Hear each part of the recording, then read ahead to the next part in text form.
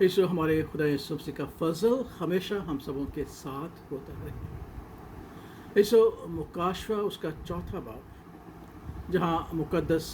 यूहन्ना रसूल हमारे आसमानी बाप यानी हमारे खालिक और हमारे खुदा के तख्त और उसके जलाली शख्सियत को बयान करते हैं, उस माहौल को बयान करता है कि जो नूरानी है, जो जलाली है और जो खुदावंद के जलाल से मुनव्वर है। तो बहुत ही खूबसूरत वो माहौल हमें लगता है और हमारी ख्वाहिश है कि हम उस माहौल में जाएं, मेरी भी और आपकी। हम खुदावंद का शुक्र अदा करते हैं कि खुदावंद के रूबरू उसके तख्त और उसकी जलाली शख्सियत के सामने हम जा सकते हैं, क्योंकि खुदावंद ने अपना इकलौता बेटा इस दुनिया में भेजा और उसका ये वादा है कि मैं चाहता हूँ ताकि तुम्हारे लिए जगह तैयार करूँ, ताकि जहाँ मैं हूँ वहाँ तुम भी हो। और वो उस जलाली तख्त का वारिस है और खुदा बाप के दैनी खड़ा और बैठा है और वो हमारी शिफायत करता है और वही हमें वहाँ पहुँचाता है। ये हमारे लिए नहायत खुशी और बाइस तक़वियत है कि हम अपने खुदावंद खुदा के उस जलाली तख्त और उसकी जलाली शख्सियत के रूबरू अपने खुदा यीशु मसीह के वसीला से खड़े होंगे, जाएंगे और सकूनत करेंगे। लेकिन आज एक खूबसूरत वादा है जो उस माहौल में हम देखते हैं कि उन बुजुर्गों ने हम पर ज़ाहिर किया, जो खुदावंद के तख्त के सामने अपने तख्त लगाए हुए थे और उसकी हम्द व सिताइश करते थे। खुदावंद का पाक कलाम हमें सिखाता है, और जब वो जानदार उसकी तमजीद और इज़्ज़त और शुक्रगुजारी करेंगे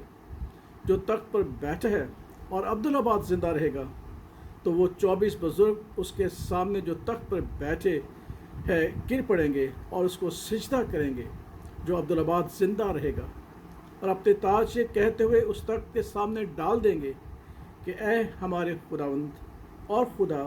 तू ही तमजीद और इज़्ज़त और कुदरत के लायक है,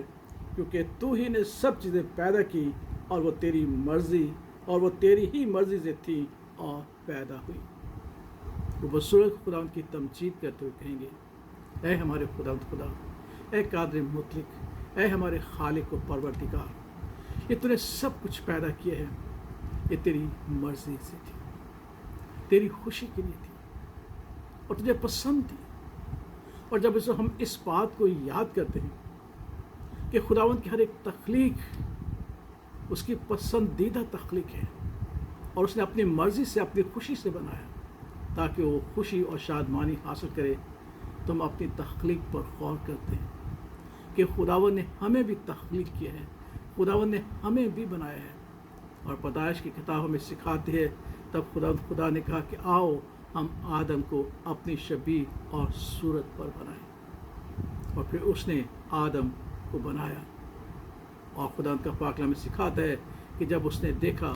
तो कहा बहुत ही अच्छा है। यीशु हमारी पैदाइश, हमारी तख्लीक और हमारा बनाया जाना खुदावंद की मर्ज़ी के मुताबिक है।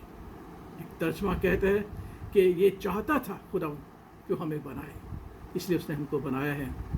और हम उसके हाथ की कारागरी हैं, उसकी चरागाह की भेड़ें हैं। वो हमसे प्यार करता है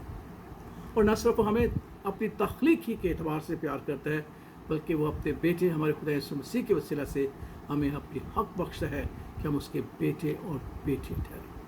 और खुदा का पाक कलाम कहता है कि जब हम उसके बेटे और बेटियां हैं तो हम मसीह के हम मेरास हैं और खुदा की हर एक चीज़ के वारिस भी हैं। कितना खूबसूरत वादा है कि हम उसकी मर्ज़ी से पैदा हुए और उसने अपनी खुशी और शादमानी के लिए हमें पैदा किया, ताकि वो हमारे वसीला से उस खुशी को हासिल करे जो हासिल करना चाहता है। आज जो मेरे लिए और आपके लिए एक चैलेंज है, क्या मैं अपने खुदा उनको खुश कर पाता हूँ कि नहीं? वो तो मुझ में खुशी ढूंढता है,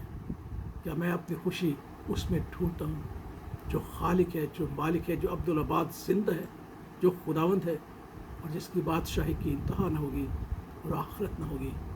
ये खुदावंद का फजल है